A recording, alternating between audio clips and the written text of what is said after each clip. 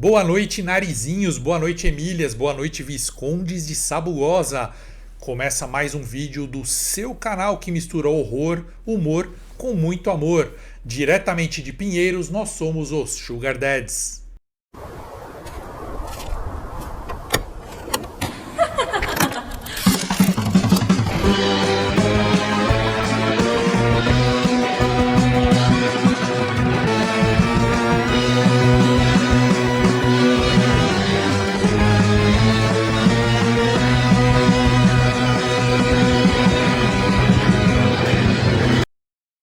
Boa noite, eu sou Luciano Milici e nós vamos nos apresentar. Estamos aqui com Tiago de Souza. Boa noite, Ti. Boa noite, Lu. Boa noite, Rogério. Boa noite, Rogério. É isso aí.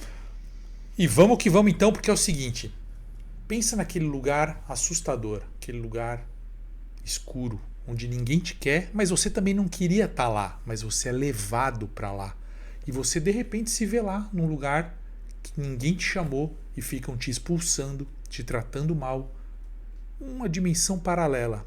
Isso mesmo, a gente está falando do Detran.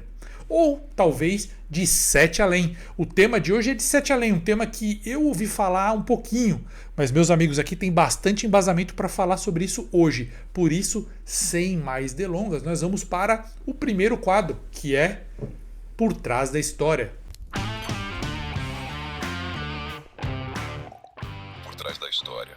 Bom, vocês sabem que o conceito de Sete Além veio há muito tempo antes de existir a palavra Sete Além, né? Os universos paralelos estão presentes em toda a mídia, está presente no cinema, quadrinhos, jogos há muito tempo. Também a gente encontra em livros religiosos antigos, a gente vê falando de inferno, a gente vê falando de umbral, a gente vê falando de submundo, coisas assim, sempre como um lugar próximo à Terra que você pode ir acidentalmente quando está vivo ou morto, ou você pode ir em sonhos, ou talvez em viagem astral. Mas o importante é que é horrível, é pesado, é ruim, não é um lugar bom, não é paradisíaco. E algumas pessoas voltam para contar. Posso fazer uma pergunta? Claro. Não é o momento que a gente vai deixar para o final, mas a paralisia do sono pode ser um acesso a Sete Além? Porque eu já tive uma experiência estranha com paralisia do sono, vendo coisas no meu quarto.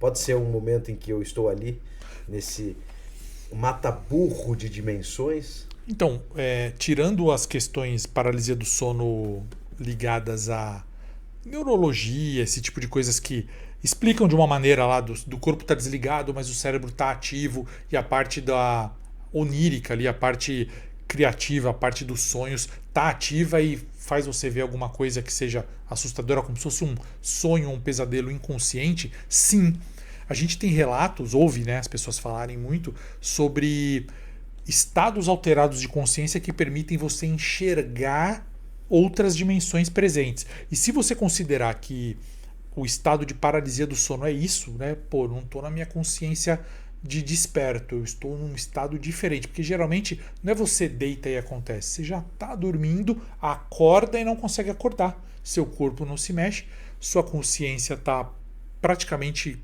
como desperta, mas você sente coisas, vê coisas, ouve coisas e geralmente passa aquela experiência pesada, ruim, sem poder levantar, sem poder se mexer. Então eu vou querer ouvir a sua, depois se você puder me contar. Não, eu que tenho isso? Também já para deixar também a hora que o Ti for falar a parte dele, eu tenho alguma coisa relacionada a sono e outros mundos e déjà vu, que eu também vou comentar também. Porque eu acho que também que o sono, quando eu estou sonhando, é como se eu experimentasse traumas e conquistas de outros Rogérios. E às vezes minhas mesmo, que vão acontecer ainda. Até na Marvel, no último filme Doutor Estranho, eles colocam essa questão de o multiverso é, na verdade, acessado por sonhos. E você, quando sonha com uma coisa muito bizarra, onde você está numa outra realidade e tal, na verdade você está assistindo a vida de outro você num outro universo. Uhum. Até em outra oportunidade eu contei pro Thiago um sonho que eu tive, onde é comum, eu tenho sonhos que eu não estou presente. Eu sonho em terceira pessoa, como se eu estivesse assistindo um filme. Uhum. Com elementos, pessoas, locais que eu não conheço. e até contei para ele uma bem pesada aí, chocante, que não é nada de sobrenatural. E aí posso contar depois outro dia de novo. Legal. Mas assim... A gente atrapalhou a sua explicação, não, mas por interesse. Sete Além, na verdade... É muito interessante, né? A hora que você vê... Surgiu daquela minha experiência do ônibus, que vocês conhecem, que é uma experiência, na verdade...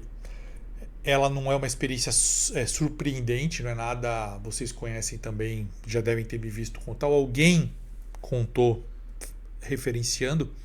Eu subi no ônibus, as pessoas falaram a palavra para mim. Desce desse ônibus, ele vai para Sete Além. E eu tenho tanta certeza da palavra Sete Além que assim eu ouvi várias vezes daquela pessoa e de outras que estavam no ônibus, que elas só falavam desce, desce, desce, esse ônibus vai para Sete Além. Eu acabei descendo e o ônibus virou à direita numa rua que ele não costumava virar. Uhum. E as pessoas ficavam me olhando feio lá de dentro do ônibus. Foi a única experiência que eu tive. Porém, quando eu tornei isso público por meio do Orkut ou depois por meio do BuzzFeed, Facebook e várias outras formas, comecei a receber relatos. O engraçado é que não é assim como uma moda que as pessoas falam, pô, vamos inventar um relato também? Não, não é isso não. Chegaram ao mesmo tempo pessoas de vários locais, alguns até de fora do país, contando experiências. E o mais bizarro é que as experiências não são iguais. A gente fala que você vai para um lugar feio, pessoas mais ou menos com aparência decrépita te expulsam de lá. Mas também tem relatos que não são em cidades, são do campo. Tem relatos que para você acessar, eu entrei no elevador e fui. Tem pessoas que falam assim, inclusive foi um dos primeiros relatos que eu recebi, o cara fala assim, não, eu trabalhava de motoboy nos anos 80. Nem era motoboy, eu era motoqueiro que fazia entregas. E tinha um bairro que a gente acessava ali, que cortava caminho, que os caras chamavam de Sete Além. Mas eu perguntei, você viu alguma coisa de surpreendente nisso? Não, era só um bairro que não tem no guia, que era um bairrinho, uma vilinha, que a gente cortava com a moto para cortar caminho no bairro ali em São Paulo. E eu procurei, não achei, não existe. Então, assim, a palavra reverbera de várias maneiras para várias pessoas de maneiras diferentes. E isso aí acaba impactando em teorias. Por exemplo, o mundo que a gente vive é o único mundo?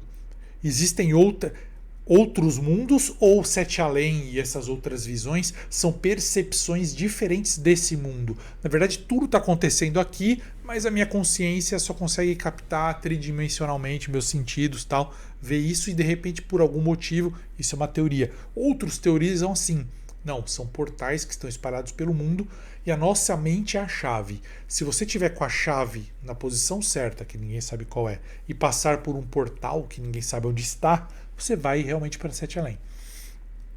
Então a gente recebe relatos assim de pessoas que, nunca ouvi falar de Sete Além, nem gosto de assunto sobrenatural, tava na boa na estrada com meu marido e entrei num túnel, saímos de um lado que, nunca vimos aquilo, te deu ré e voltou. Então assim, coisa simples, nada tão assustador. Tem outros que são mais assustadores, mais ligados ao pesadelo.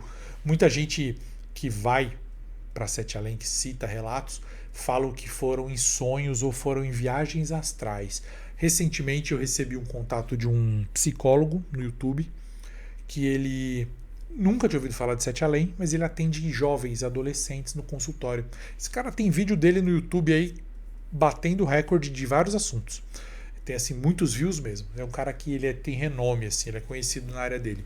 Mas ele falou que ele atende os adolescentes e os adolescentes estavam falando para ele que estavam com medo de Sete Além. Ele falou, já é o terceiro, quarto que eu pego em um mês que fala desse tal Sete Além, que tem medo de ir.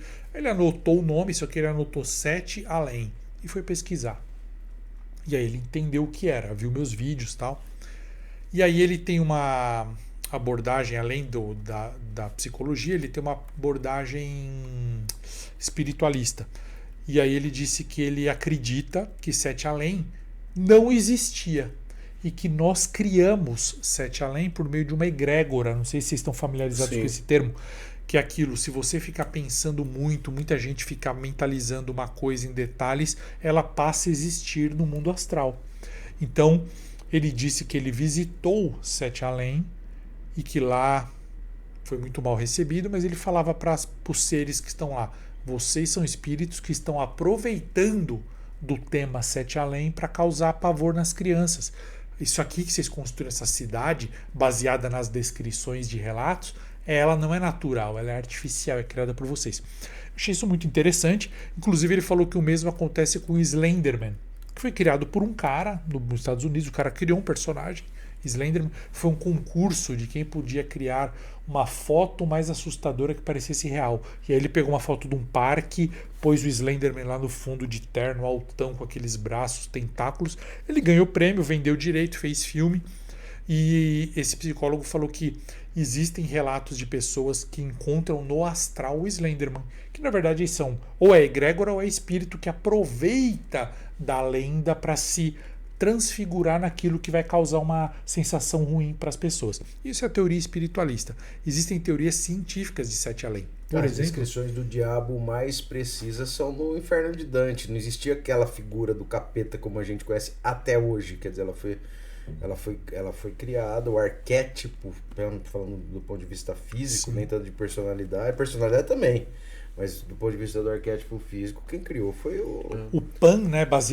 Ele se baseou na mitologia grega, no Pan, para criar um diabo que acabou contaminando uma ideia de transgressor, né? O conhecimento ocidental se baseia num diabo que foi criado, dá para achar a raiz de onde foi criado esse diabo aí tranquilamente. Sim.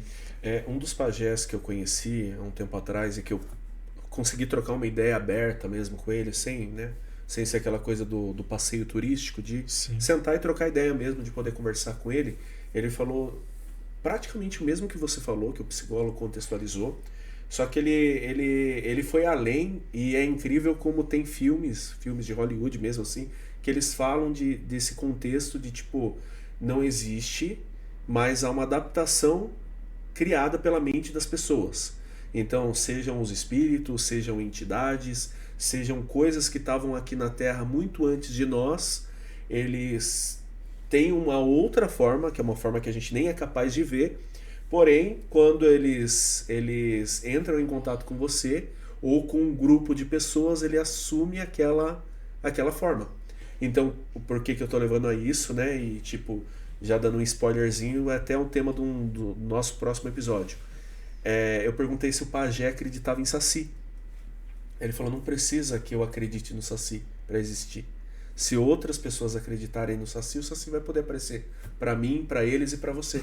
Porque aquilo que vive na natureza antes de nós vai assumir aquela forma. Mas agora falando parece que a gente está falando de um universo abstrato, de uma coisa complexa, mas todo tipo de projeto utópico é isso. Vamos criar algo, e quando ela começa a se concretizar, ela começa a desmontar a ideia de utopia, porque passa a ser concreto, e aí a gente abandona e cria outra. Ou então os profetas, vai acontecer tal coisa, vai não sei o que, acontece mais ou menos, a gente interpreta, aquilo deixa de ser profecia, se torna algo concreto, e a ideia das dimensões ou dessas multidimensões, elas caminham para isso, para uma ideia, para algo idealizado, e aí talvez a sua função na interpretação de um acontecimento e de uma descrição racional de Sete Além tenha feito muita gente se entender vivendo aquele momento em algo que ela talvez não tivesse tido a habilidade ou a sensibilidade de interpretar, e a partir disso a gente tem um diagnóstico daquela situação. Sim. E aí sim a gente tem algo que e eu acho que aí o Sete Além até deixa de ser, em alguma medida, algo abstrato, o que é muito interessante.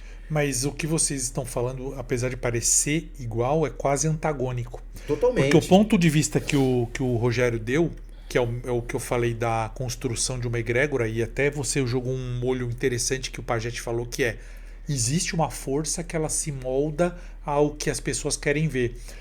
Forças, né? Porque ele falou que pode ser coisas que já estavam na Terra antes de nós e coisas que vêm de outros lugares. Foi o que ele falou. Aí o que o Ti está falando já pega aquele lance platônico.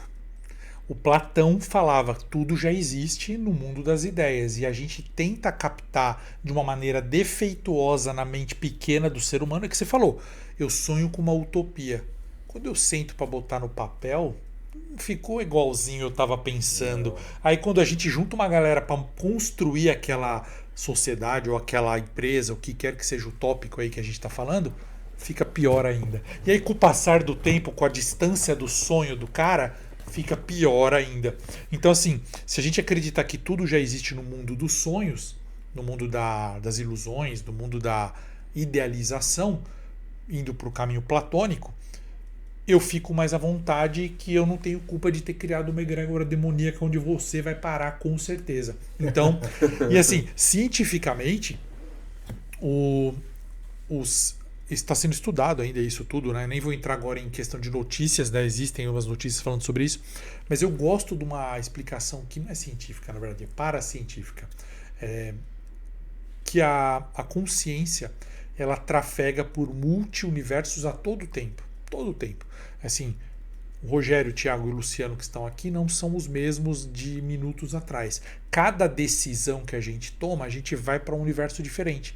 Que até eu falo sempre do meu escritor preferido, Jorge Luiz Borges. Escreveu o livro Ficções.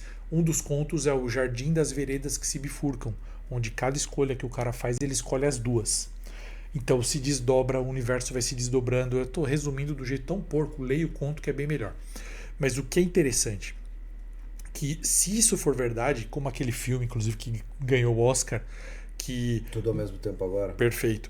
Tudo que a gente vai escolher se desdobra numa realidade nova, nós poderíamos trafegar por realidades próximas. Então, assim, as realidades parecidas, elas são muito paralelas.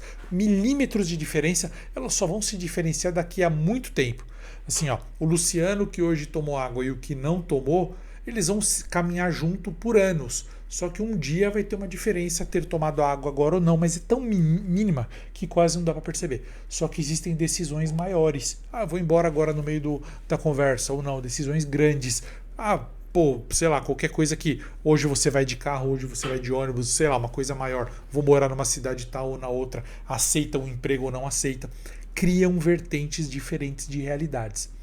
Com base nisso, eu acredito que a gente está do lado de realidades muito próximas. Então eu estou do lado dos Lucianos que escolheram coisas muito parecidas, de todos os lados. Então eu sou o Luciano número 30, tenho 31, 32, o 29, 28 aqui, beleza. Às vezes eu vou para lá, vou mais para lá. Aí tem o Luciano que mora no Japão. Ele é o Luciano número 120, porque ele mudou, ele foi para o Japão quando tinha 18 anos. Eu consigo ser aquele Luciano? Não há muitos anos atrás, mas eu consigo alcançar ele. Eu vou tomando decisões onde eu pulo para o 31, para o 32, para o 33 com o passar dos dias, meses e anos. E daqui a 20 anos eu estou morando no Japão. Então eu cheguei naquele Luciano, não exatamente nele, mas naquele universo. Aí a gente fala, tá aí Sete Além, onde entra nisso? Sete Além é um universo muito diferente do nosso. É isso aqui, tudo quebrado, apodrecido, tal. Pô, se é tão diferente, por que a gente chega e consegue atravessar? Ninguém sabe. Quando você trafega para um universo próximo, você não percebe. A gente não percebeu quando a gente entrou no universo que eu bebi água, porque é muito próximo, nunca nós vamos perceber. Às vezes dá uma sensaçãozinha só. E eu depois não vou falar hoje sobre essas sensações que dá quando você troca de universo. Eu tenho 20 provas de que você troca de universo a todo momento. Eu tenho um vídeo que fala sobre isso e eu posso trazer aqui as 20 provas. Mas o que é estranho é que Sete Além, ela é muito diferente, por isso que você nota. Porque, nós estamos aqui numa sala toda arrumada, bonita, organizada, iluminada.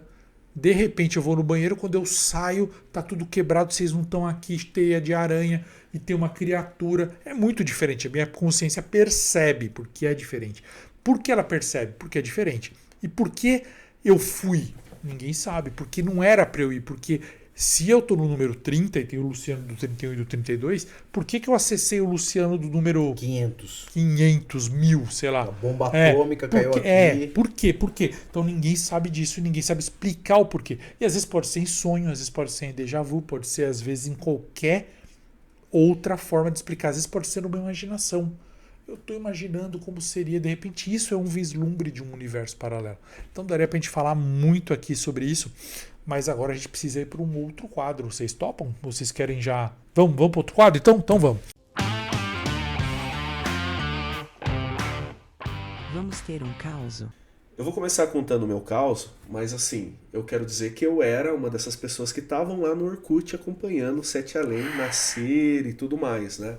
Antes de entrar no caos, eu tenho que falar que o fato de Sete Além já ser tão presente entre eu e os meus amigos de infância, inclusive provavelmente alguns estão assistindo esse vídeo e vão deixar um comentário lá, é que assim, Sete Além era muito real para nós.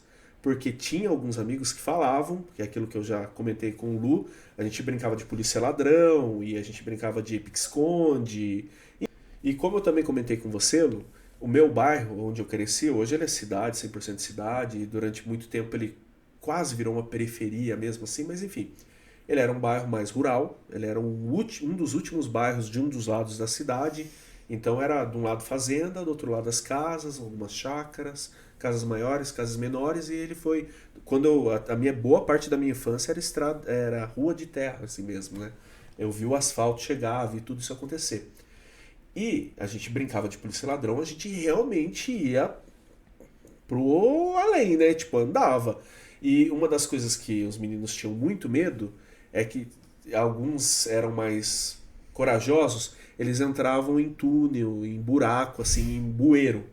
E um deles, um ou outro, acreditava ter acessado Sete Além por esses, sabe, tipo, bueiros da vida, assim, aquelas coisas assim que tinham riozinho que passava e ia se esconder lá embaixo da ponte, assim, né? Daquela coisa meio improvisada. E era certeiro que uma vez ou outra alguém ia parar em outro lugar. Mas esse não é o caos que eu vou trazer hoje, isso posso contar em outro episódio sobre Sete Além aqui. Como a minha área é a causos do interior, o primeiro que eu quero contar aqui para vocês trabalhei com uma pessoa que ela fazia topografia, então ela visitava tudo quanto era lugar e a especialidade dela era topografia em lugares que iam levantar galpões. E ela foi num lugar que era uma fazenda, que ia deixar de ser uma fazenda para ser um complexo logístico. Porém, ainda tinha um resto da fazenda lá. Estava num processo de destruição, né? E era um lugar bonito, um lugar legal, interior aqui de São Paulo e tal. E tava lá, fazendo topografia, com aquele aparelhinho que todo mundo conhece lá. Gostaria muito de saber o nome, mas não sei. Topógrafo. Topógrafo mesmo? Chutando, lógico, mas depende pela lógica. E tava lá fazendo todo o processo que a gente sempre vê a galera de obra aí pela rua fazendo, olhando tudo certinho. E num determinado momento bateu a fome, deu a hora do lanche, do café. Ele e a pessoa que estava com ele do outro lado se encontraram no meio do caminho, aonde ia ser o galpão e ainda tinha os restos da fazenda. E eles foram para comer na sombra no resto de uma casa, não sei se era um galpão de ração, se era uma casa, era uma estrutura antiga de fazenda. Eles entraram nesse lugar, começaram a comer e quando eles falaram, tipo, que legal, que bonito, né? Vamos olhar melhor? Eles foram acessar os outros quartos e foram parar no lugar com a descrição que o Lu falou. Quando eles viram, o ambiente estava todo escuro, o lugar estava muito mais destruído do que ele já estava sujo e estava com uma sensação esquisita e parecia que tinha outras coisas lá. Então foi aquela sensação de um olhar para o outro, falar onde a gente está, tentar voltar para a mesma porta que eles acessaram, não conseguir. E aí o que eles tiveram que fazer? Achar outra porta que dava para fora desse espaço que eles estavam para conseguir sair. E aí eles deram a volta nessa casa, nessa ruína de casa e voltaram pelo outro lado para pegar o resto de comida deles que eles estavam ali almoçando. Então eles... É tipo um espaço muito pequeno, que era a ruína de uma casa muito maior. Eles acessaram alguma coisa e pra sair eles deram uma puta de uma volta e quando eles saíram voltou a ser pequeno. E voltou a estar tranquilo. Bom, eu vou contar então uma história. A primeira história vai ser sobre algumas figuras que são proeminentes do estabelecimento do catolicismo no Brasil, né, 1554, especialmente aqui na cidade de São Paulo. No dia 25 de janeiro, ministraram a primeira missa, né, em homenagem à conversão de Paulo de Tarso, né? Estou falando de Manuel da Nóbrega e do Padre Anchieta. Padre Anchieta, que era um jesuíta nascido nas Ilhas Canárias, e o Padre Anchieta era conhecido como o Padre Voador, porque ele era conhecido como Padre Voador. Ele tinha uma capacidade incrível de estar em 2 lugares ou mais ao mesmo tempo. Então, claro, essa é um preâmbulo dessa dinastia de padres, vamos dizer assim, que tem essa capacidade de bilocação, que a gente chama, porque a história, né, claro, eram vários relatos do Padre Anchieta e ocasiões em que, inclusive, ele era visto levitando. O Padre Anchieta era incrível, virou São Anchieta, mas tem uma história em particular, que é uma história contada pelo Joelmir Betting, grande jornalista, foi diretor de jornalismo de grandes canais de televisão, grande, né, de palmeirense, grandes empresas, pai do Mauro Betting, né? Inclusive esse relato dele não é difícil de ser encontrado em qualquer rede social, né, de vídeo, YouTube tem. É um papo que ele tem com o Milton Neves, em que o Milton Neves pergunta se o padre Donizete de Tambaú era verdadeiramente um padre milagroso, milagreiro. E ele fala que era, e que ele foi testemunha de uma das ocasiões de uma situação de bilocação do padre Donizete, que foi a seguinte: num domingo de Páscoa, o padre Donizete tinha uma missa ao meio-dia em Tambaú, e numa cidade vizinha ia ocorrer um leilão muito importante para arrecadar dinheiro para a paróquia, para a comunidade, para o braço assistencial da paróquia, no mesmo horário, meio-dia. E, claro, o leilão só ia funcionar com a presença do padre Donizete, ninguém ia dar dinheiro se ele não estivesse lá. E ele faz as 2 coisas ao mesmo tempo. Então, existe um relato histórico de que o padre Donizete ministrou a missa de Páscoa ao meio-dia em Tambaú no domingo, e no mesmo domingo, ao meio-dia, ele fez um leilão de gado. Talvez o padre Donizete tenha encontrado a versão 31 e a 32 ao mesmo tempo, ou ele foi descansar na casa paroquial, que também muita gente falava isso, que o padre Donizete às vezes ia descansar na casa paroquial, só que ele era visto no mesmo horário, recebendo, fazendo assistência espiritual do pessoal. Mas o que ele dizia sobre isso? Ele não falava nada. Ele não dizia sim, eu estava, nem não, eu não estava. Não falava nada. Rigorosamente nada. Vocês conhecem aquele filme, eu acho que é O Grande Truque? Sim. Que o cara esconde a vida inteira que tem um irmão gêmeo? Não sei, mas... Tá bom, vai ser a do Agenor. Eu recebi um relato de uma pessoa, eu nunca contei esse relato em nenhum lugar, esse mesmo que eu não ia contar, porque eu não contei em nenhum lugar, mas vou contar aqui a primeira e única vez. Aconteceu em Minas Gerais na década de 70 e o senhor Agenor.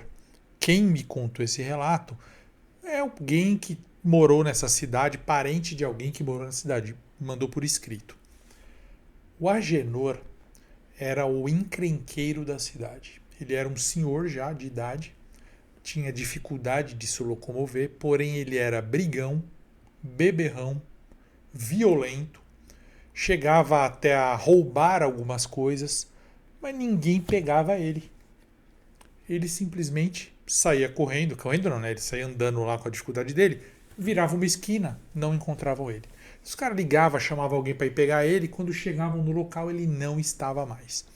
Então era no bar arrumando encrenca, é lógico, né?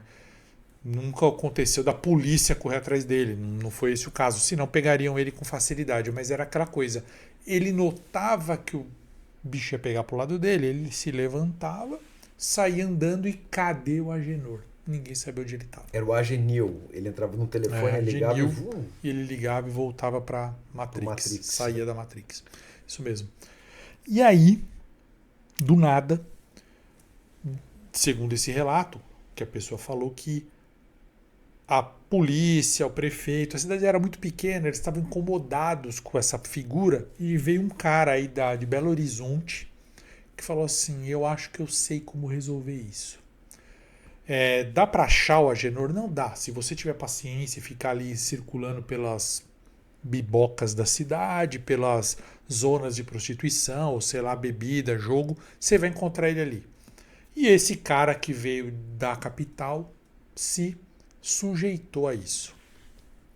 Ficou ali, ele pediu um dinheiro para a prefeitura com o pagamento para resolver o problema do Agenor. Ele ficou frequentando bares até que um dia ele viu, de acordo com a descrição, o tiozinho lá tomando uma tal. E segundo as lendas, ele não bebia muito. Ele gostava de beber, mas ele não tinha muito dinheiro. Então ele bebia o que dava para pagar e arrumava encrenca, pegava, roubava alguma coisa, mexia com alguma mulher, batia em alguma pessoa e... Não, no geral, era do DNA dele arrumar encrenca.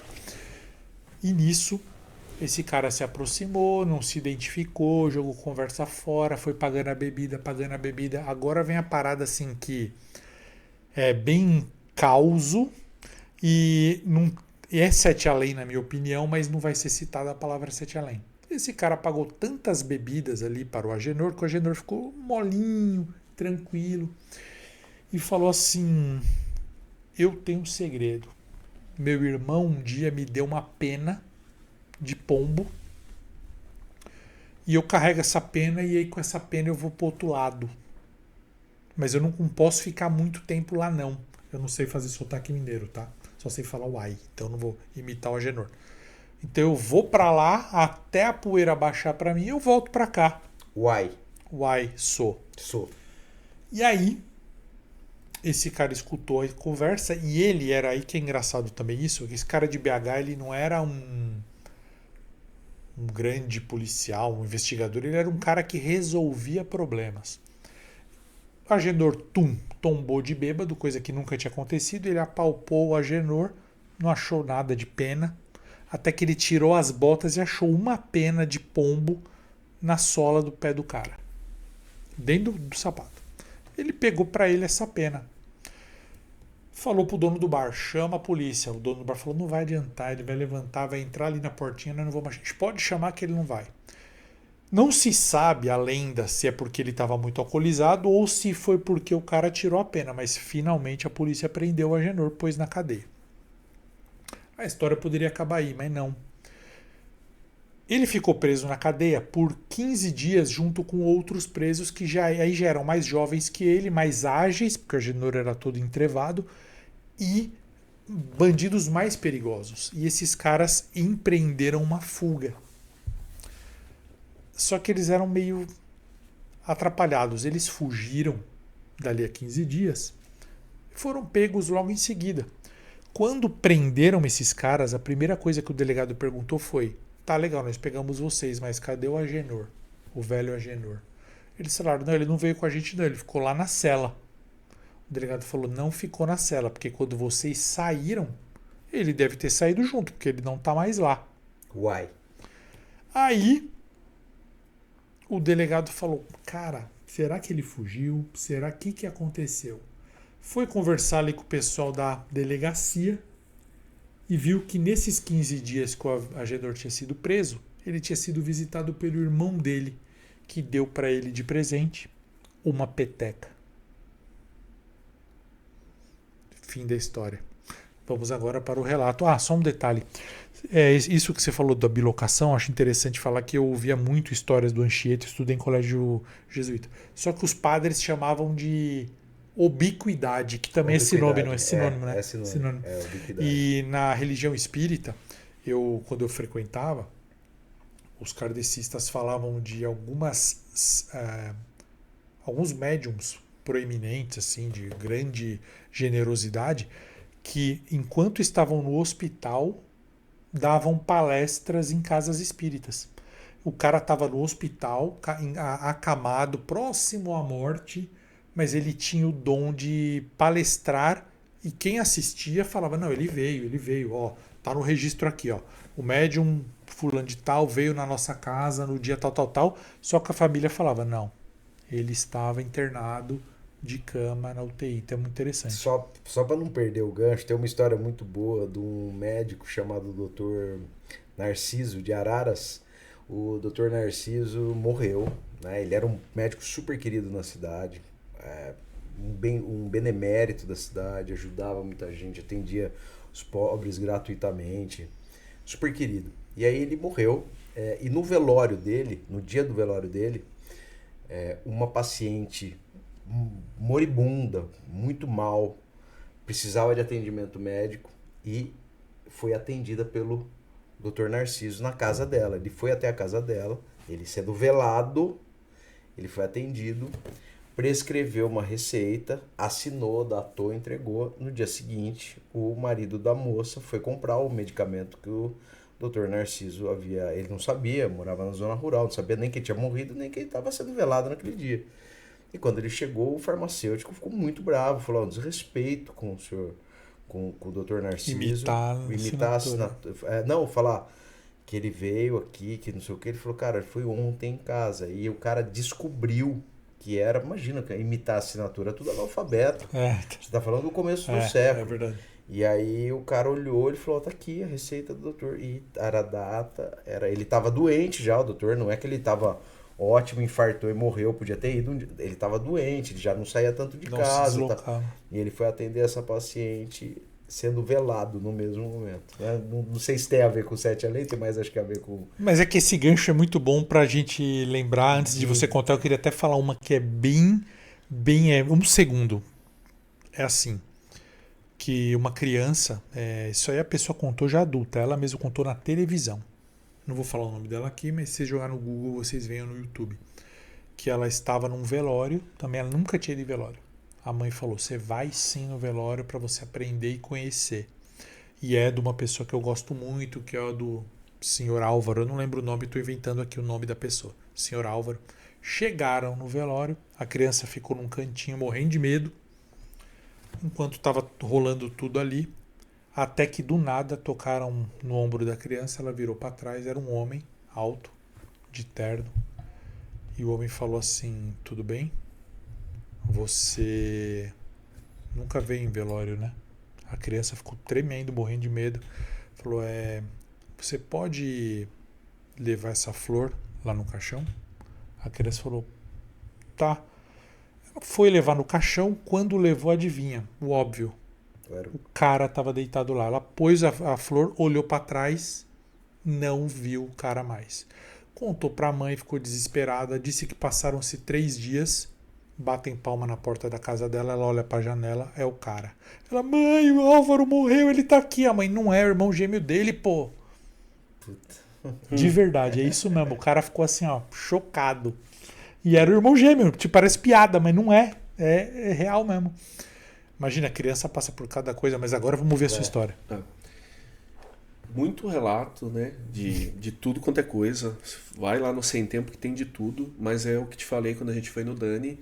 Para mim, os campeões de 7 além que eu recebo é prédio antigo, principalmente repartição pública. Ou algum tipo de comércio que ficou meio parado num tempo.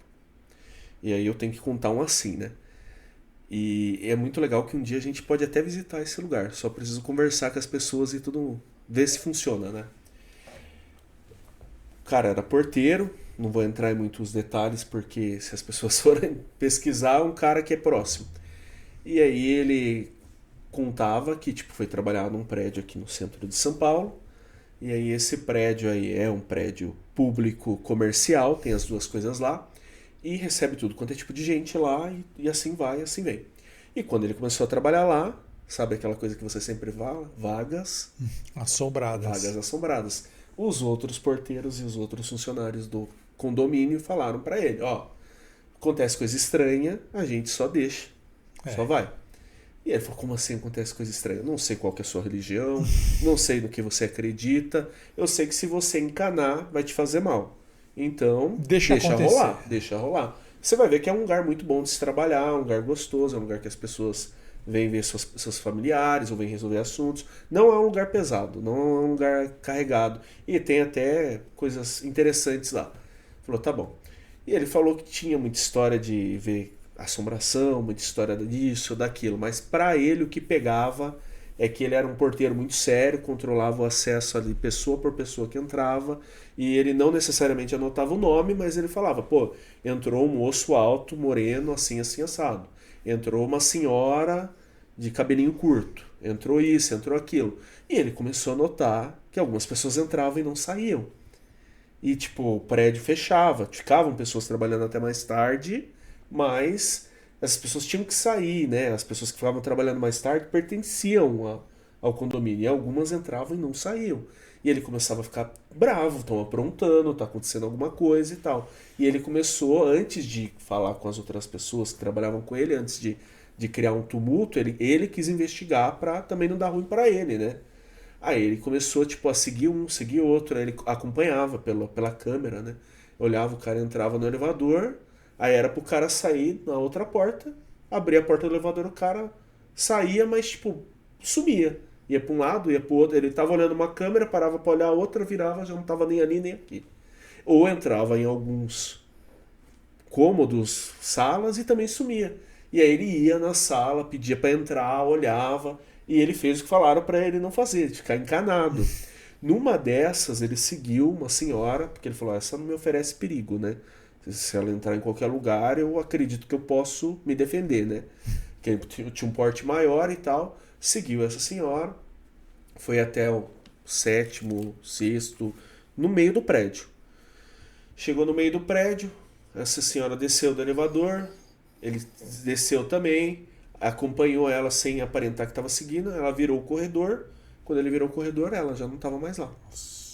Aí ele começou a falar, em uma dessas salas ele entrou. Aí ele bateu na primeira porta, abriu, era uma coisa de jornal, nada, uma gráfica lá, alguma coisa assim. Conversou com o pessoal, saiu rápido. Foi na outra sala, também uma sala vazia, sem ninguém. Aí foi na última sala, uma sala que era tipo assim, um depósito, assim, tá? Um monte de produto de limpeza e tal. Pô, não é possível, né? E aí ele... fazer o quê, né? Quando ele saiu do depósito, ele saiu em outro prédio. Não era mais o prédio que ele estava. E não era uma coisa terrível, assustadora, mas era um lugar esquisito. Era um lugar sombrio, um lugar meio sem cor, sabe? Uma coisa meio tipo... Ele tava nos anos 90, ele voltou pros anos 60, sabe? E ele procurava a janela para olhar para fora, não encontrava. Ele foi na sala, que era a gráfica lá, o negócio de jornal, não era mais aquilo. Tavam, sabe? Era um quarto de pessoas, né? Tipo, tava 2 camas lá, sabe? Só que tudo muito estranho. E aí quando ele começou a ter a sensação que vinham pessoas encontrar com ele fez o caminho oposto, né? Aí ele voltou pro quartinho lá, entrou e saiu de novo, e voltou pro lugar. E aí, tipo assim, aí depois ele foi e conversou, falou, ó, essa situação, conversou com os outros responsáveis ali e falou, cara, isso que você viu ainda é pouco. Isso que você viu ainda é muito pouco. Nossa. A gente foi outro dia no cemitério, eu e o Dani, com as meninas, com a Sara e com a Stephanie. E aí, pô, ele perguntou pro segurança, né? Falei, pô, e aí, você viu alguma coisa, não sei o quê? Aí o segurança falou, não vi nada. De vez em quando a gente vê umas coisas aí, mas eu fiz o que me ensinaram a fazer aqui. E ele falou, o que te ensinaram a fazer? Quando você vê, não olha de novo. Deixa quieto. Viu? Esquece. Vira pro lado. Claro, se for alguém roubando, você vai perceber, vai fazer barulho. Se não for, deixa pra lá. Eu tenho um amigo de infância que, assim, melhor amigo, foi por muitos anos. Ele trabalhou depois muitos anos mesmo, já saiu, já em um serviço funerário. E ele... Nunca aconteceu nada. Eu encontrei ele recentemente esse ano, inclusive num enterro. Não, foi numa cremação. A gente se encontrou 2 vezes esse ano, numa morte de uma pessoa e na morte de outra. Ó. E ele não é mais desse setor. E eu falei, cara, uma hora lá que a gente relaxou, eu falei, meu, nunca você viu nada assim, nunca soube? Ele, não. Só que eu soube de outro cara que ele falou a mesma coisa de cemitério, só que ele não falava que as pessoas entravam e não saíam. Ele falava, eu juro pra você que só tem uma porta, um portão, mas sai mais gente do que entra. Mas é uma impressão, ele não tinha provas, não tinha nada. Ele falou, tem a impressão de que, pô, não vejo entrar tanta gente, de repente na hora de sair, sai um monte. Então, às vezes devia ter outro portão, alguma coisa assim, tem não uma sei. história do cemitério de Rio Claro, só que nem era essa que eu ia contar. Mas aí você conta a sua também. Tem a história do cemitério de Rio Claro, que também uma vez, uma ocasião, um dos seguranças lá, não sei exatamente a época, para não comprometer ninguém, ele, antes de fechar o cemitério, a capela fica aberta, né, como uma capela ecumênica, na verdade, né, embora tenha muita ligação com o catolicismo, a capela que quem é evangélico vai lá também, enfim, quem quiser vai. E aí ele, antes de fechar o cemitério, ele vai lá e fecha a capela. Ele entrou, já estava anoitecendo, ele fechou a capela. Quando ele começou a ir para sair, né, seguir pela alameda principal, ele tem aquela sensação de que tem ele olha pra trás e tem uma galera indo com ele, assim. Um monte de gente vestido branco que saiu Aquela junto. Ele, quer dizer, procissão. ele trancou a capela, a galera falou, bom, tem que ir embora? Tá bom. Ele sai e vai embora com essa galera. Mas a outra história que eu ia falar, que talvez dialogue um pouco com o que a gente tá dizendo, e aí eu acho que talvez caminhe mais pro universo da comunicação entre dimensões, é uma história de uma mulher gigantesca, né? Uma das principais poetisas da terceira geração, a maior poetisa da terceira geração de modernistas do Brasil, que é a Hilda Hilst, que ela teve nos anos 70 uma dedicação imensa à transcomunicação, transcomunicação instrumental. Isso mesmo. E ela estudou lá o método do Jürgensen, aquele sueco. E aí ela tem uma matéria do Fantástico que é super interessante sobre isso, porque ela parou de escrever praticamente. Ela passou os anos 70 inteira dedicada a isso, tentando se comunicar com seus relativos, com seus pais, com seus parentes. E aí assim, eu acho muito interessante porque ela conseguia fazer esses registros. Porque imagina, ela tinha um gravador de fita, transcomunicação instrumental, né? Eu não sei se eu falei certo. Falou. E ela ficava registrando, então ela provocava, ela morava num lugar muito bonito em Campinas, chamava Solar do Sol, Casa do Sol, e ela ficava lá afastada da cidade, ela ficava tentando, provocando, em tese, espíritos que eram próximos dela, que ela tinha vínculo afetivo, que ela tinha relação, e ela captou, cara, ela conseguiu fazer gravações de pessoas que estavam em outros lugares, ou espíritos que estavam em outros lugares. Então, eu acho que essa ideia do acesso, porque eu não acho que a gente consiga, com todo respeito a quem faz, assim, a internet é maravilhosa, né? Vai lá e leva um gravador, e aí baixa, Vem o do K2, vem né? o Ayrton Senna atender o cara, né? Não, eu tava sem fazer nada, peguei minha McLaren Celestial, desci, oi, dog, campeão, e aí sobe. Eu acho mais difícil, eu acho bem mais possível uma pessoa próxima, que você tem afinidade, e em existindo dimensões, eu sempre falo que quem acredita em fantasma é uma pessoa feliz, porque acaba tendo a resposta da pergunta que acompanha a humanidade desde o reconhecimento da consciência, né? Que existe alguma coisa depois da morte, ou existem outros lugares, existem outras dimensões. Quem viu fantasma, quem acredita em fantasma é feliz por causa disso. Então, porque você tem que estar em algum lugar, né? Ainda que seja nesse looping maluco, né? Entre outros tempos e espaços. Mas eu gosto muito da história da Hilda Hilst, talvez tenha isso. Se não é imediatamente uma experiência presencial em outra dimensão, como as que vocês contaram, é de alguém que tem um telefone que faz DDD pro Sete Além ou pra qualquer outro lugar, né? É isso mesmo. Sensacional. Bom, eu tenho a última história minha hoje que eu queria contar. Não é uma história de uma amiga minha, que é amiga minha, amiga da Ana, do Assombrado também, abração Ana, que é a Paula. Ela... Paulis, né? Todo mundo chama ela de Paulis. Ela é muito legal, uma pessoa muito bacana. E o relato dela é assim, ela tem vários relatos. Coisas assim pesadíssimas que aconteceram com ela. Mas esse especificamente eu acho bem legal. Ela inclusive contou num programa de TV que a gente foi recentemente sobre Sete Além. Já deve ter saído na TV, então quem puder assistir lá na Globoplay, a gente está lá. Bom, a Paula, ela conta que ela era jovenzinha, ela morava no Ipiranga, ela mora ainda, né, no Ipiranga, e quem conhece sabe que tem ali a Avenida Nazaré. Ela tinha marcado num sábado para encontrar uns amigos na Galeria do Rock. E aí ela, cedinho, assim, 10 horas da manhã, ela tinha que subir até a Avenida Nazaré e pegar um ônibus para ir para o centro. Nesse dia, ela estava mal, ela disse que ela estava ouvindo fone de ouvido e não estava se sentindo muito bem. Isso é comum em relatos de Sete Além. Às vezes a pessoa está distraída, mas ela está com uma vibração ruim naquele dia. Tem. E aí ela parou no ponto e entrou no ônibus.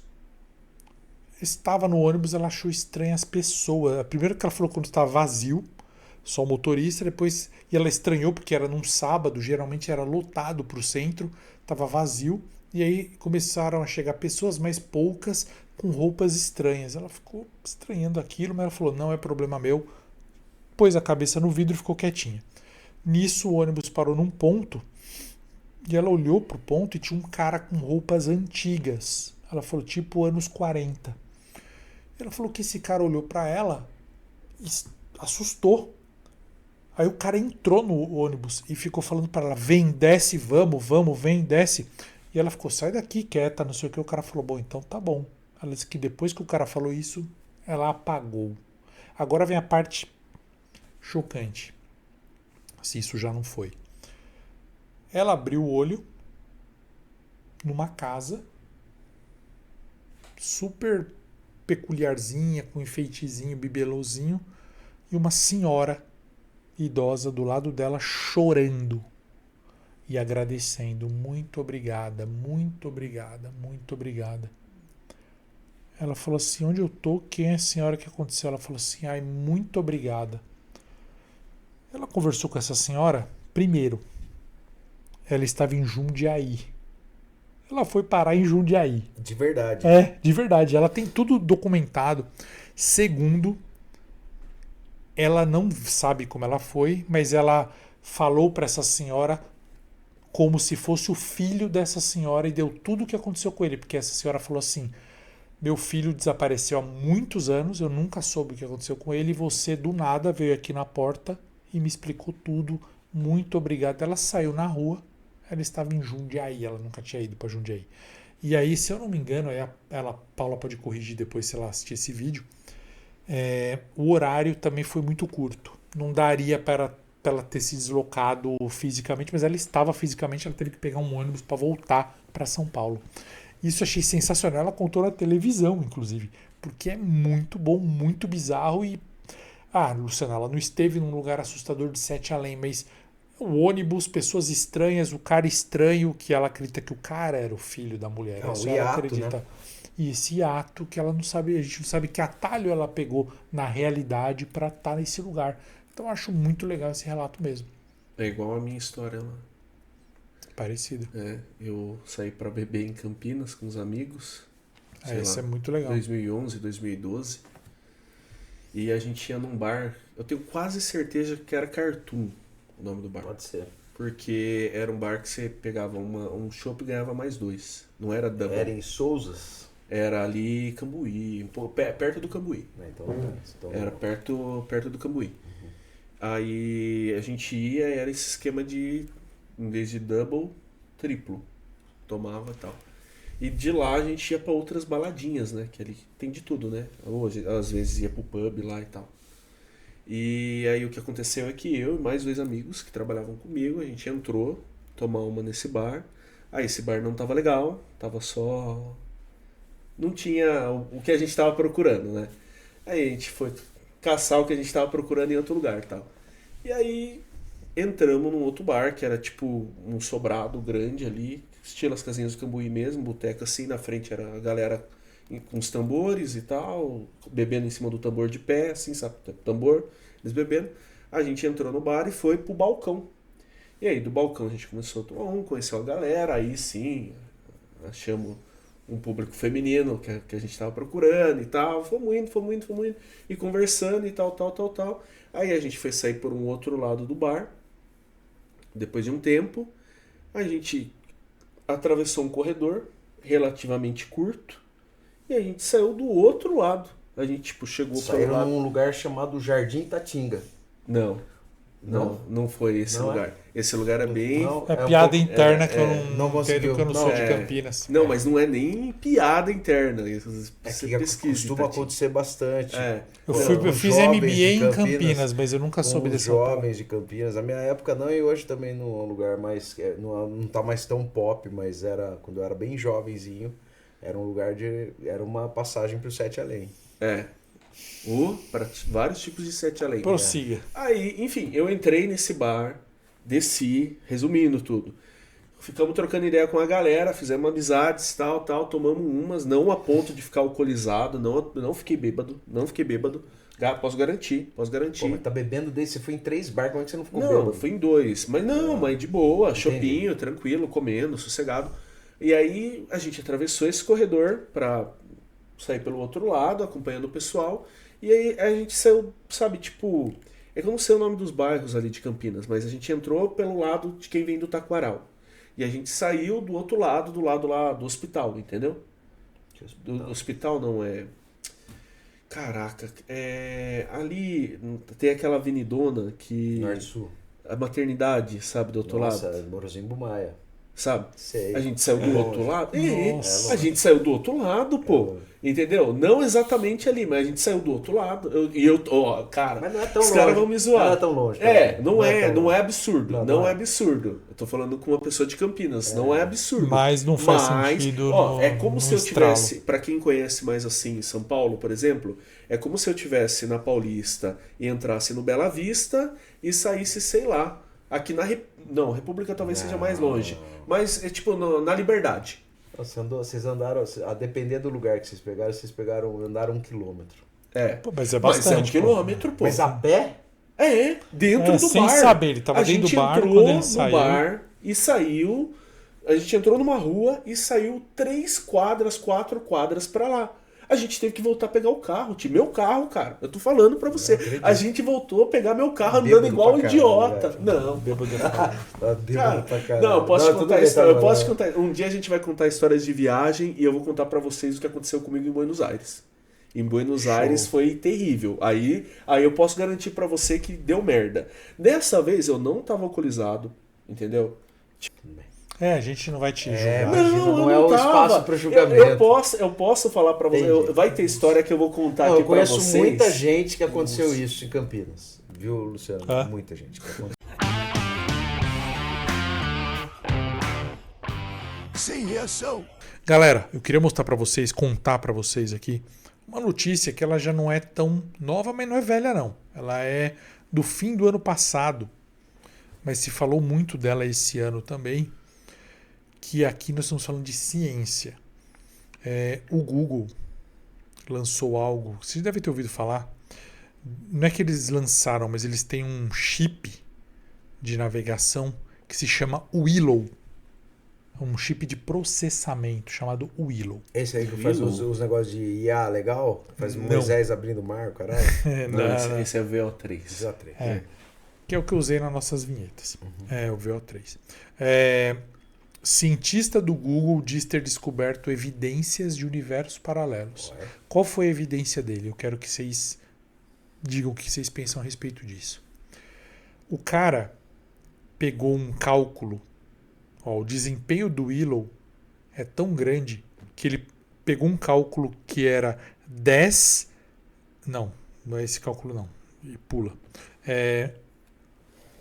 Lembrei, é isso mesmo. É um cálculo que demoraria 10 elevado a 25, então é 10 com 25 zeros depois. 10 elevado a 25, 10 septilhões de anos para ser feito por qualquer computador. Um cálculo que demoraria 10 septilhões de anos para ser feito pelo computador top que você tem na sua casa, pelo melhor processador que a gente conhece aqui. E esse computador levou menos de 5 minutos para fazer. E ele não tem uma capacidade de processar muito rápida, por isso que ele fez, não é isso. Esse é o primeiro ponto. O segundo ponto, ele não é refrigerado, porque um cálculo desse esquentaria de um modo absurdo, precisaria de muita água, muito vento, muita, refrigeração para um processador normal calcular. E por que ele fez em 5 minutos aqui, como eu falei para vocês? Porque, segundo esse cientista, esse número inacreditável excede escalas de tempo conhecidas na física e ultrapassa a idade do nosso universo.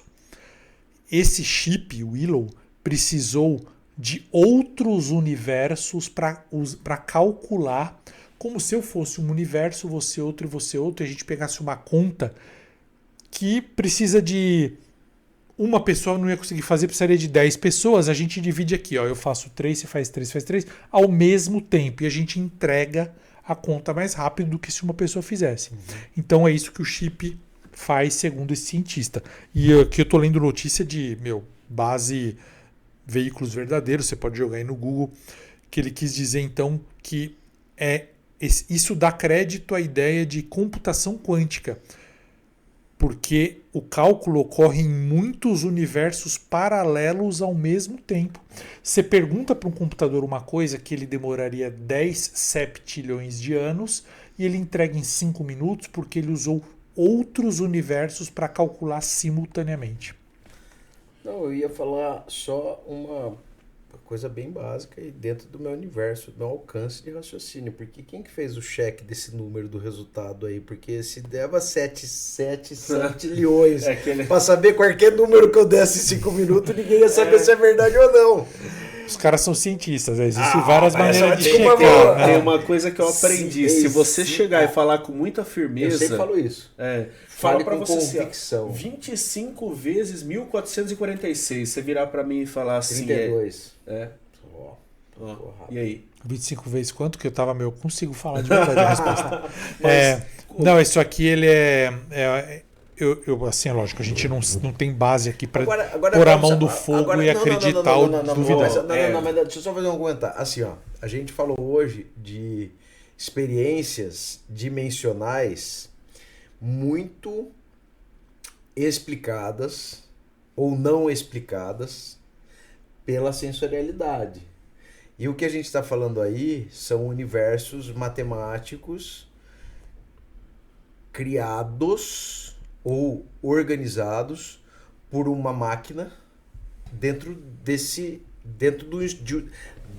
alcance, dentro do escopo, dentro de um perímetro controlado de máquinas. Sim. Então não é exatamente da mesma dimensão que a gente está falando. Sim. A gente está falando de uma dimensão espiritual, aqui a outra a gente está falando de potência de cálculo de computador. Porque eu vou falar a verdade para vocês. Pelo menos é isso que eu entendi. Eu acredito que tudo seja uma coisa só. Eu acredito. Minha crença, eu não consigo... Para mim, assim, ó. Milagre é o nome milagre é algo ainda não comprovado pela ciência, mas que depois vai ser comprovado porque... Desculpa a crença de cada um, eu não vou ofender a crença de vocês que estão assistindo aqui, nem de vocês, muito menos meus amigos. Mas assim, Deus, ele não é louco. Ele não pode criar uma regra que ele mesmo quebre. Então o universo todo foi feito dentro de regras. Por exemplo, se eu fizer esse copo levitar e as pessoas vão se ajoelhar a mim e falar, milagre, eu estou usando uma regra que ainda não é conhecida. Seja um poder, seja um... Nem que tenha um espírito aqui, é uma coisa que a ciência um dia vai alcançar de alguma maneira.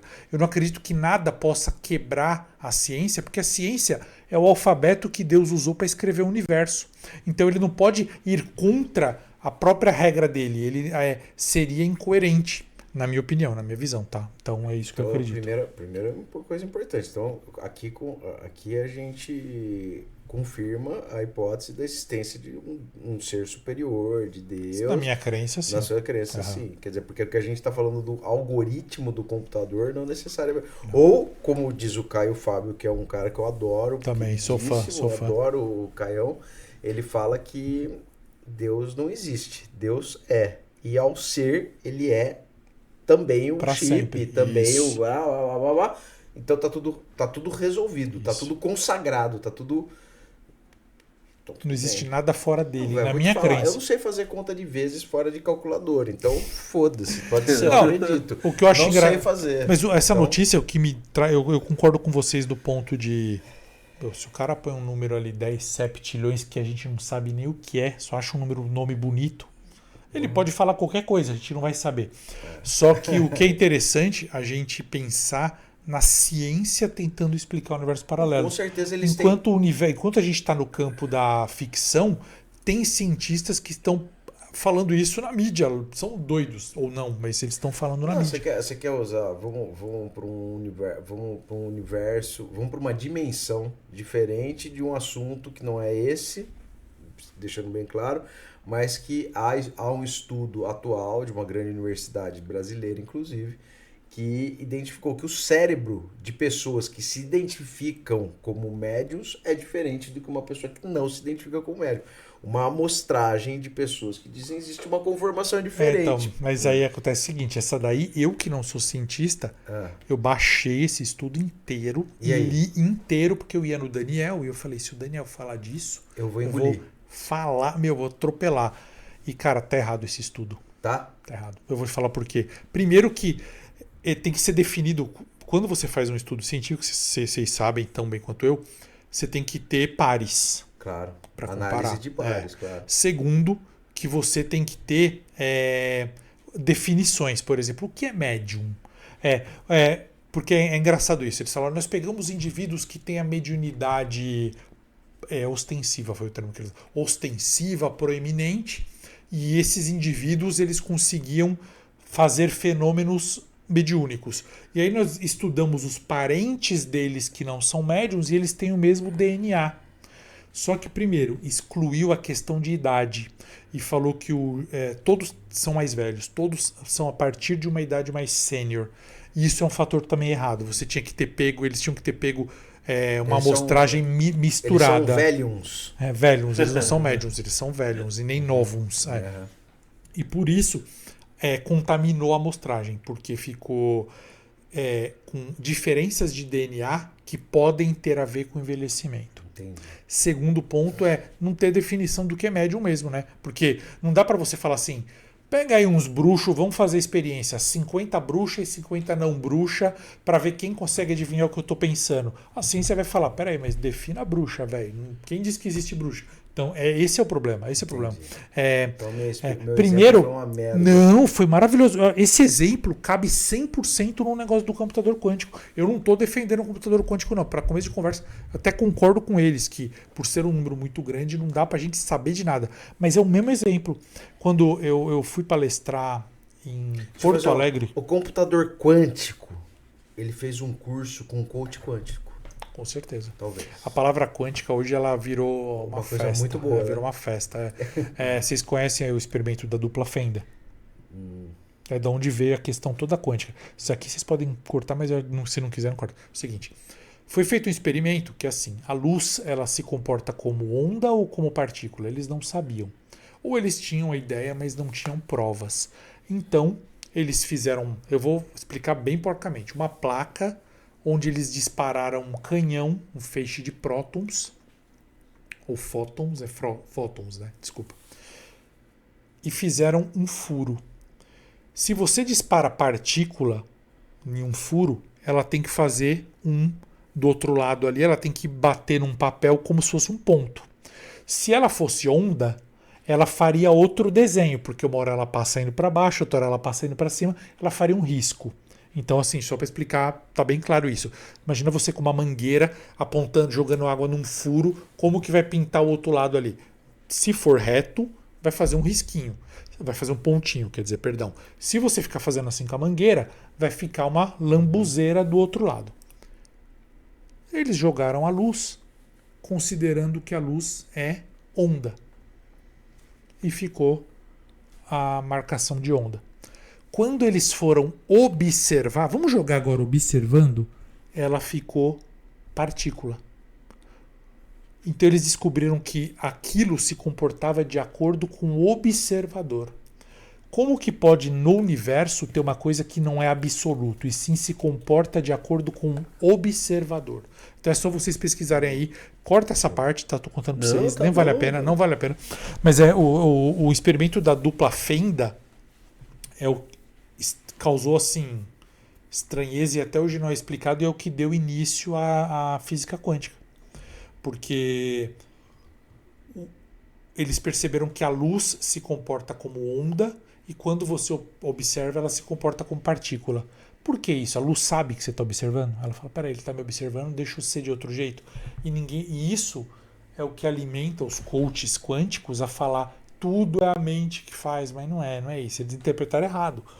Talvez tenha outra explicação que não se sabe. Mas essa aí a gente corta, não precisa. Bom, eu tô querendo pegar aqui. Exu montou um pássaro ontem com a pedra que ele atirou hoje. Esse é o nome de um livro que eu vou escrever, inclusive. A Pedra de Exu.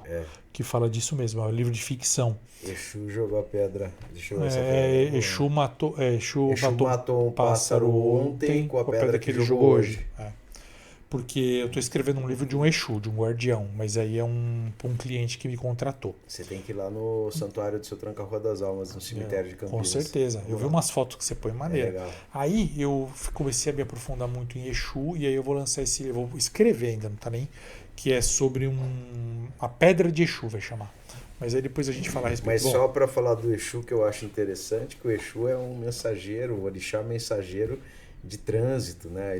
Por ser mensageiro, ele é um Exu, ele é uma entidade de trânsito entre dimensões, mas enfim. O Exu é quase o Hermes da mitologia, o da Cabala, o Hermes Trismegisto. Vamos lá. Senão eu já era matar a gente aqui, tá cansado. 7 horas. Deixa eu só lembrar o nome da menina, é Aline o quê? Peraí. Que eu vou contar só o relatinho dela rapidinho e a gente vai para a última coisa. Em Campinas tem aquele acelerador de partículas, né? Aí eu não sei. Tem um fantasma lá. A galera fala que tem um fantasma, que é um acontecimento não explicado por eles, né, que acontece. Eu vou lá ver isso aí. Então, é esse rolê aí. Mas tem um lugar lá na Europa também que também tem um acelerador de partículas. São os únicos 2 do mundo. Eles fizeram um teste, e aí quando eles fizeram esse teste para estudar partícula também, na imagem do teste saiu outra pessoa com eles, assim, sabe? Tinha mais um elemento ali. Mas é lá no... mas não é no grande acelerador lá, naquele maior de todos Sirius. lá. Nossa, o Sirius só tem um no mundo igual o nosso. Eu não sei, eu sei Campinas. Que eles fizeram um teste. Mas não tem Não, eu tô falando do maior do mundo. Eles me falaram o que é. É o nosso. Não, o Sirius. Não. O maior acelerador de partícula do mundo. Ele tá embaixo de um país. Ele é do tamanho do país. É o que eles fizeram o ritual de Shiva. Pô, a gente tem que falar disso em outro vídeo. É o maior acelerador de partícula. Como ele chama? Não é HARP. HARP é outra coisa. Enfim, resumindo a história dos caras lá, eles fizeram isso. Na foto lá, não é foto, mas foda-se, é o que eles tiraram lá, apareceu uma pessoa. E a única explicação para ter aparecido essa outra pessoa lá com eles, que é uma pessoa ou um deslocamento temporal, tipo a quântica do negócio foi tão... A expansão ali foi tão forte. O negócio foi tão forte. Esse aqui é o grande colisor de hadrons, fala aí. O negócio foi tão forte que ele voltou no tempo e pegou eles antes, quando eles estavam montando o exercício. Ou eles pegaram alguém de outra dimensão. Uau. Se vocês pesquisarem esse aqui, que é o grande colisor de hadrons, que é o maior de todos, que se chama CERN. C-E-R-N. CERN, não morre. Ele... Ó, pra vocês terem uma ideia, o túnel tem 27 quilômetros de circunferência. E a partícula faz em 1 segundo, sabe? E aí eles jogam as duas para se colidir e tiram foto, não sei o que, do que acontece. Fica embaixo da fronteira franco-suíça, próxima a Genebra. É isso aí, é o suíço. É o segundo, é o nosso, é o que é o fodão, é mesmo. Esse aqui é o maior de todos. Outro dia eu tava vendo, cara, era o suíço. Só que quando eles ligaram, não sei se vocês já viram isso, tem aí na internet, fizeram um ritual, de verdade, aí ninguém sabe se foi zoeira, mas isso é gravado, tem um ritual pra galera com capuz, tocha, e tipo, fizeram um ritual muito parecido com o que a gente tem de arquétipo de ritual satânico. Fizeram antes de ligar. E lá tem uma estátua de Shiva. Pagando, né? E a estátua de Shiva que tem lá faz sentido, porque ela é a deusa da destruição e da Então, não era ofensa. Eles colocaram por isso. Só que, lógico, os teóricos da conspiração ficam, ai meu Deus. Só que tem gente que me manda mensagem e fala assim, Luciano, você sabe que o mundo acabou quando eles ligaram. Que o que a gente está vivendo agora é tipo um eco do que seria a realidade. Eu queria estar em paz, pô. Se o mundo acabou, eu queria estar em paz. Eu também. Então, eu não quero trabalhar. Quero morrer e parar de trabalhar. Não. Tá muito chato se isso aqui for o pós-vida. Quero vir gravar aqui com vocês sem ter que me preocupar. Tinha que ser divertido, porque eu quero ter uma biblioteca grande. Vamos lá, falando em acordar cedo, vamos lá. Peraí. E a outra coisa que eu quero falar aqui pra vocês é um relato da Aline Valentim, que ela é influencer, até conta histórias de terror muito legais. E ela contou um relato, ela nunca conta relato dela. E aí um dia ela acabou, gente, vou desabafar e vou falar um relato meu. E ela contou. Olha que legal. Foi na época da pandemia. E ela foi no mercado onde eles estavam segurando as pessoas que podiam entrar. Não podia entrar grupos grandes, entrava grupos pequenos. E ela entrou junto com uma senhora, mais outro cara, pouquíssimas pessoas, e ela viu ali quem entrou com ela. Ela estava na área das frutas, pegando todo mundo de máscara. E ela disse que veio um rapaz, fala para ela, descreve o rapaz, alto, negro, tal, com roupa cinza. Ela descreve rapidinho o rapaz. E ele começou a falar com ela e não saía a voz. Só que ele falava como se estivesse saindo, ele gesticulando e mexendo a boca. E ela ficou assim, ela tirou, que? Não tô entendendo, que? E ele estava desesperado. Aí ele foi para uma senhora que estava do lado da Aline e fez a mesma coisa. Por fim ele saiu andando. Entrou no outro corredor. Ela disse que mal esperou ele entrar no outro corredor, ela já foi até a senhora e falou assim, o que aquele rapaz queria? A mulher falou, que rapaz? Como assim? Ele entrou na frente da senhora e falou, ela falou, moça, eu não vi ninguém, nós entramos aqui em um grupo de poucas pessoas, a gente não tinha ninguém. Aí ela foi imediatamente para o corredor lateral e não encontrou essa pessoa. Uma das teorias é Sete Além. Eles falam, é um cara de outra dimensão que estava se manifestando ou pedindo socorro, ele estava tentando voltar para a nossa dimensão, não se sabe. Outra teoria, e isso pega muito porque todo mundo que perdeu pessoas sabe, eles falam que pode ser um cara que tinha acabado de desencarnar. E o cara estava perdido. O cara conseguiu manter a sua visibilidade, sua forma, e chegou ali desesperado, tentando pedir ajuda. Ou ele estava desencarnando, ou ele desencarnou. E o que vocês acham disso? Será que é um universo paralelo? O que vocês pensam dessa história que a Aline contou publicamente? Vocês têm histórias parecidas? É isso que eu ia falar. Uhum. Tipo, eu acho que coisa de 2 semanas, 3 semanas me contaram essa história, que é amigo de amigo. Que ele trabalha numa dessas concessionárias de rodovia e ele é da parte de logística, né? Então, tipo, fez faculdade inclusive no mesmo lugar que eu e tudo mais. E ele não vai para acidente, por exemplo. Só que esse dia estava tumultuado, a rodovia estava muito movimentada, aconteceu um acidente e o clima também não estava colaborando, chuva, neblina e tudo mais. E aí ele pegou e falaram para ele, vai você e o outro fulano da parte de suplemento lá e ajuda pelo menos o que vocês puderem ajudar, porque tá caótico, até chegar a polícia rodoviária ajudar, bombeiro ajudar e tudo mais, porque foi colisão de 3, 4 carros. Nossa. E aí, e com vítima fatal. E aí ele foi lá e seguiu a ordem do que porque é a mesma diretoria, né? Uma diretoria de logística é a mesma de tanto para manutenção, quanto para suplementos, quanto para emergência. E aí começou a ajudar o pessoal, o bombeiro já estava socorrendo as vítimas e tal. E aí o que eles fizeram é a parte que eles já manjam, sabe? Placa e tal, e espantar a galera, porque a galera tem esse hábito horrível de querer ver o acidente, ficar parando pra ver. A galera ama velório, ama acidente. Enfim, aí tava parando, e eles começaram a dispersar a galera, vambora, não tem que estar aqui, não tem que estar aqui, não tem que estar aqui. Tocaram todo mundo embora. Perto de uma das ambulâncias, que tinha 2 ou 3 ambulâncias lá,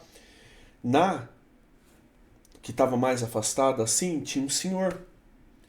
E aí ele e o outro cara que estavam com ele viram o senhor lá. Só que eles presumiram o quê? Família, pra estar lá junto do lado, né? Esse a gente não vai mandar embora. E eles foram lá, foram reportar pro bombeiro, né? Que é policial militar, bombeiro e tal. Chegaram e falaram, ó, tá tudo organizado, tá tudo tranquilo aqui agora, só aquele lá senhor lá que a gente não sabe se é família ou não é e tal, né? E o senhor olhando pra eles, meio que, sabe, gesticulando pra eles, tipo, sabe, perdido ali do lado da ambulância também. Aí o bombeiro olhou pra eles e falou, não tem ninguém lá, lá só tem uma das vítimas.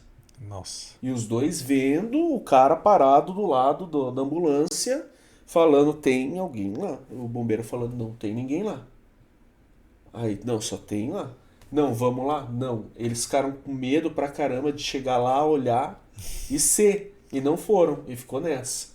Mas não comprovaram, não comprovaram. Querendo ou mas não, os dois viram um homem do lado da ambulância sabe? Do lado do carro ali do resgate. E o bombeiro do lado deles falou, não tem ninguém lá, só tá o carro lá e a vítima. E eles, tipo, terminaram de fazer o que tinha que fazer, foram embora. Mas fica naquela no ar, e se eles fossem lá olhar? E, né, quem tava dentro do carro também era quem tava fora. Melhor não ver pra... Tem duas histórias de milagreiro que tem um componente parecido. Uma de Rio Claro, que é o Arlindinho Bioto, se eu não me engano. Um garoto que foi caçar com um passarinho com os amigos. Ele era bem mais novo que os dois meninos que eram mais velhos. Assim, ele era tipo 12 anos, os moleques eram 16. E aí aconteceu alguma coisa lá que ninguém sabe exatamente o que. Os meninos violentaram esse garotinho e bateram nele até matar. Ele ficou vários dias desaparecido. Bom, foi sepultado no cemitério de Rio Claro. Virou um milagreiro de cemitério. Uma devota dele, depois de ter alcançado uma graça por intercessão do menino, levava toda semana balinha para ele. E aí um dia ela passou no supermercado, ela passou no cemitério, deixou as balinhas dele e foi no supermercado fazer as compras dela de casa. Aí ela entrou no supermercado e a hora que ela foi sair começou a passar as coisas no caixa. A caixa falou, cadê o menininho que tá com você? Aí a moça era mais espiritualizada. Ela falou, eu entrei sem menininha. Eu falei, não, rapazinho, assim, descreveu o moleque, era o Arlindinho, que tinha ido com ela no... Nossa. E uma outra história é a da Nezinha, que é uma milagreira de Amparo, que fica num túmulo, ela descansa num túmulo que chama Túmulo das Bonecas. E na ocasião, um pai, eu acho que eu contei essa história pra vocês já. Na ocasião, o pai de um menino que estava muito doente, estava com uma doença respiratória, uma pneumonia, uma doença assim grave, e o moleque estava se encaminhando para morrer. Precisava de um remédio caro, o cara não tinha grana, conseguiu juntar o dinheiro com um vizinho, amigo e tal, e foi comprar já à noitinha na farmácia o remédio pro filho, os antibióticos, enfim. Passou na frente do cemitério, uma menininha na porta. Tio, por favor, compra uma boneca pra mim.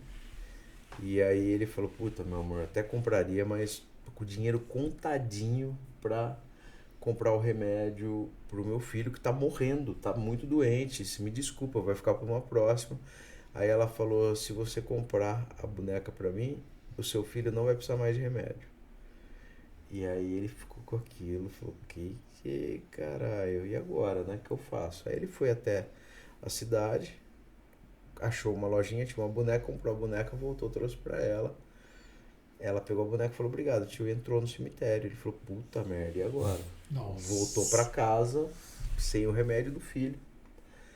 E a galera acharam que chegou a mulher, falou, e aí, cadê o remédio?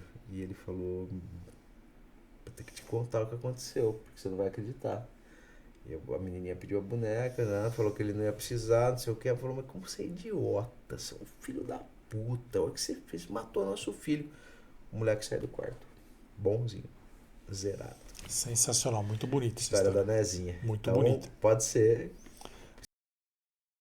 É isso aí, pessoal. E você já teve uma experiência com o Sete Além? Já foi para outro universo? Já foi para algum lugar bizarro assim que você queira contar pra gente? Ou quer falar de qualquer outro relato? Antes disso, o Rogério vai pedir uma coisa para vocês. O que é, Rogério? É muito importante que você colabore com esse projeto se inscrevendo, curtindo, comentando, hypando esse vídeo. Por favor, faça isso. Deixe lá nos comentários se você também tem uma história de Sete Além.